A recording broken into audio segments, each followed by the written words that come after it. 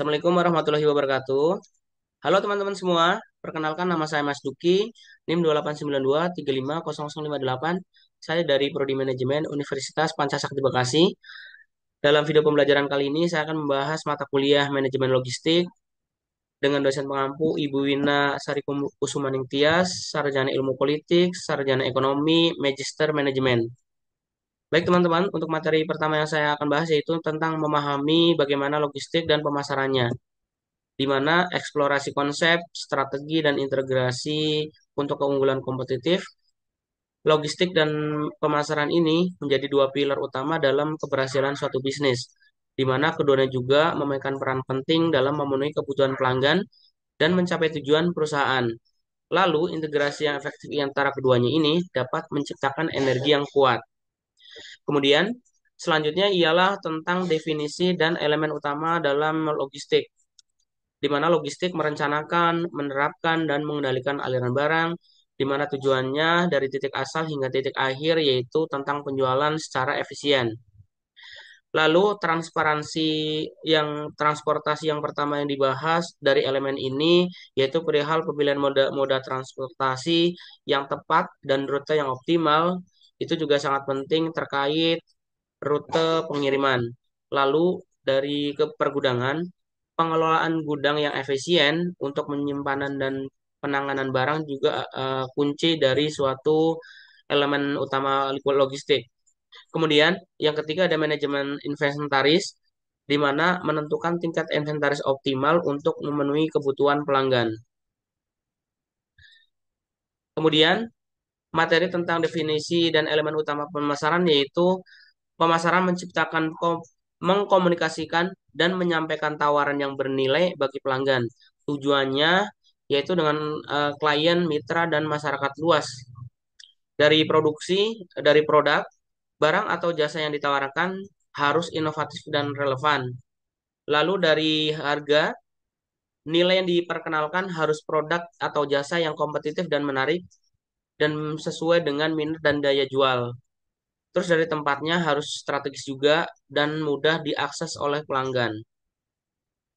Di sini terdapat perbedaan dan persamaan logistik dan pemasaran, di mana logistik dan pemasaran memiliki perbedaan dan persamaan yang mendasar. Untuk perbedaannya yaitu terkait dengan fokus, tujuan, namun tujuannya akhirnya yaitu sama, keduanya saling tergantung pada keberhasilan bisnis. Untuk persamaannya dari logistik dan pemasarannya yaitu sama-sama efisiensi operasional dan pengelolaan rantai pasokan. Untuk pemasarannya yaitu memahami dan memenuhi kebutuhan pelanggan. Baik, berikut ini adalah integrasi terkait logistik dan pemasaran, di mana integrasi logistik dan pemasaran ini menciptakan pengalaman pelanggan unggul, meningkatkan loyalitas, serta mencapai keunggulan yang kompetitif, di mana diharapkan para konsumen tetap repeat order dan membeli produk yang kita tawarkan. Lalu, personalisasi pengiriman, di mana opsi pengiriman harus fleksibel dan preferensi pelanggan, mengutamakan manajemen pengalian mudah dan proses pengembalian barang secara refund dan sebagainya harus efektif, sederhana, dan efisien. Lalu dari segi komunikasi proaktif, informasi yang ditawarkan harus transparan, harus tepat waktu, dan dapat tepat janji supaya customer tidak komplain. Kemudian, sinergi logistik dan pemasaran, di mana logistik dan pemasaran penting untuk bisnis supaya sukses.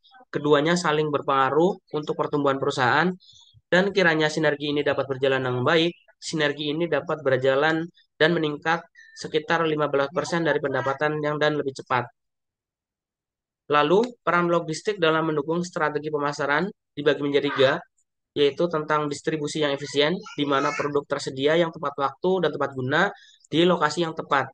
Lalu pengiriman cepat di e-commerce juga meningkatkan tingkat kepuasan pelanggan, di mana dapat mengefisiensi dan dapat meningkatkan persentase sekitar 30%. Lalu manajemen rantai pasok, di mana dapat mengoptimalkan aliran barang dan jasa dari pemasok ke konsumen. Dari personalisasi dan kustomisasi, di mana penawaran produk disesuaikan dengan kebutuhan pelanggan, di mana contohnya di sini Dell Rakit PC sesuai dengan tempat pesanan berkat sistem logistik yang canggih. Kemudian Dampak pemasaran terhadap desain logistik dalam permintaan di sini dalam forecast peramalan permintaan di mana integrasi data pemasaran meningkat hingga akurasi sekitar 20%. Lalu dari segmentasi pasar, logistik disesuaikan dengan pelayanan melayani segmen yang berbeda, di mana pengiriman khusus untuk pelanggan VIP dan produk premium. Untuk promo dan event, logistik mendukung suksesnya kampanye pemasaran. Di sini untuk produsen diambil contoh yaitu item Coca-Cola. Item Coca-Cola ini sukses berkat dukungan dari logistik yang meluncur dengan produk dengan cepat. Dari tujuan mewujudkan sinergi logistik dan pemasaran, di sini mitigasi fungsi terpisah, logistik dan pemasaran harus jadi mitra yang strategis, di mana investasi dan teknologi dapat meningkatkan kolaborasi untuk hasil yang optimal. Lalu pemfokusan kepuasan pelanggan yaitu tujuan utama dari sinergi, yaitu meningkatkan pengalaman pelanggan untuk bisa menjadi repeat order, pelanggan tetap, dan sebagainya. Dari tantangan globalnya yaitu dapat menghadapi kompleksitas rantai pasokan dan perilaku konsumen juga dapat berubah-ubah.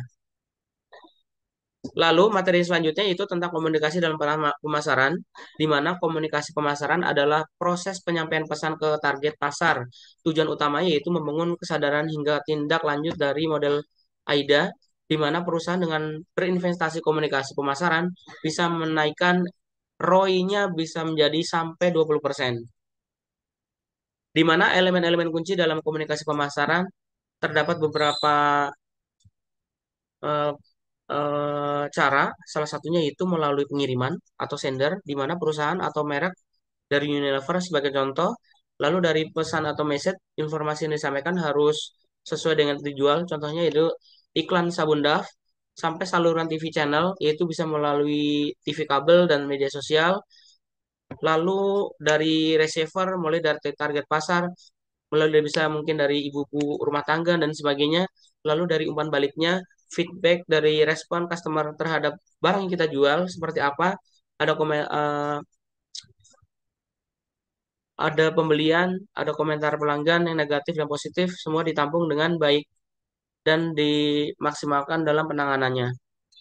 Kemudian saluran komunikasi juga berpengaruh untuk menyalurkan komunikasi di mana saluran komunikasi terdapat saluran digital serta tradisionalnya. Contoh untuk tradisionalnya itu terhadap iklan TV, radio cetak, dan iklan iklan yang ada di TV. Kemudian saluran digital meliputi kampanye iklan Instagram melalui media sosial serta email marketing serta SEO. Lalu membangun pesan yang efektif melalui beberapa target. Salah satunya yaitu memahami target yang kita kita akan akan survei, yaitu yang pertama mulai dari mengenali demografinya, psikologi hingga kebutuhan dan keinginan customer. Kemudian pesan yang relevan membuat pesan yang menarik dan mudah diingat, serta gunakan storytelling, di mana dapat memberikan contoh menceritakan kisah yang mengunggah emosi, contohnya dari itu perihal peak season maupun seasonal, yaitu tentang iklan di hari raya. Selanjutnya dari statistik, iklan yang kita ajukan harus mengikuti emosional dan tingkat recall recall rate customer-nya. Lalu, dalam mengukur efektivitas komunikasi pemasaran, dibagi menjadi dua metrik, di mana ada metrik tradisional serta metrik digitalnya.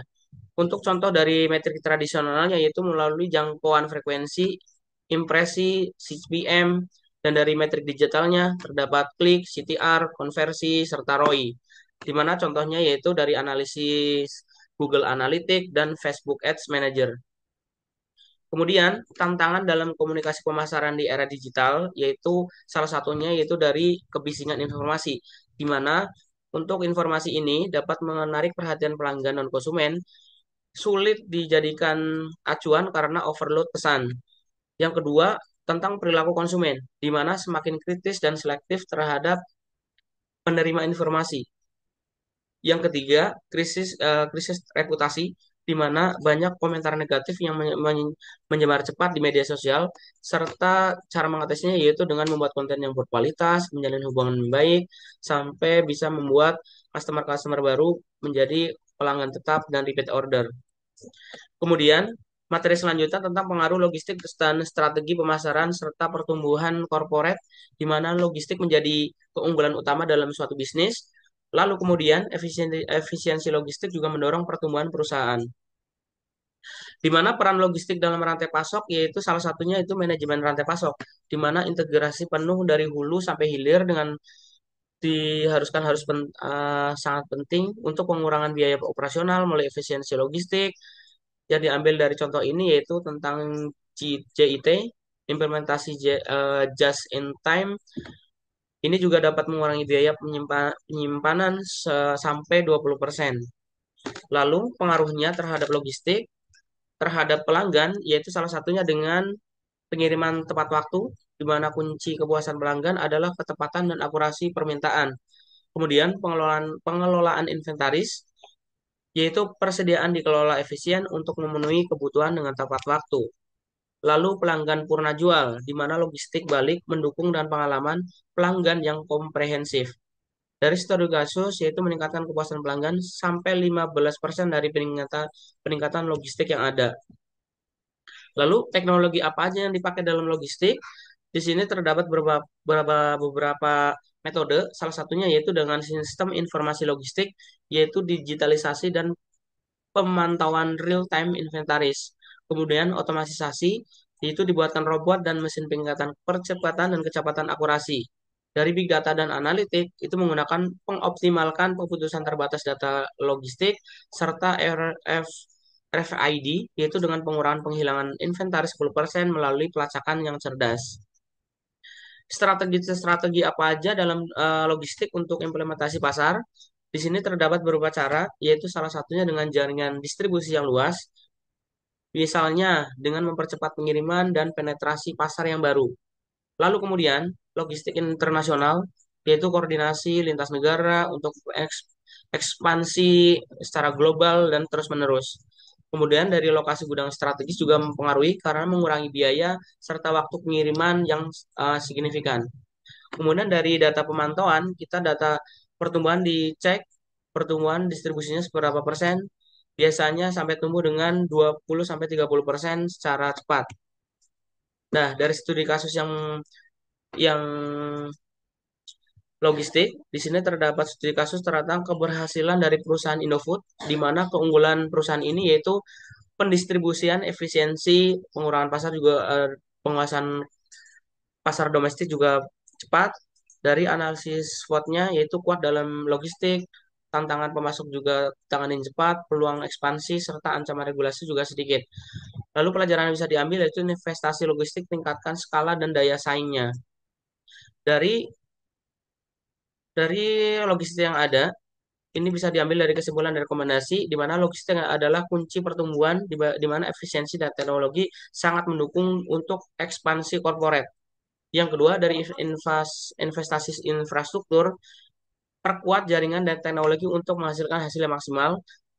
Yang ketiga, dari strategi yang adaptif, yaitu responsif terhadap perubahan pasar dan risiko logistik yang ada. Lalu dari hasil potensial yang ada harus mencapai pertumbuhan 10% dengan logistik yang tepat dan berkelanjutan. Baik, demikianlah untuk pembelajaran singkat di video kali ini. Kurang lebihnya mohon maaf. Wassalamualaikum warahmatullahi wabarakatuh.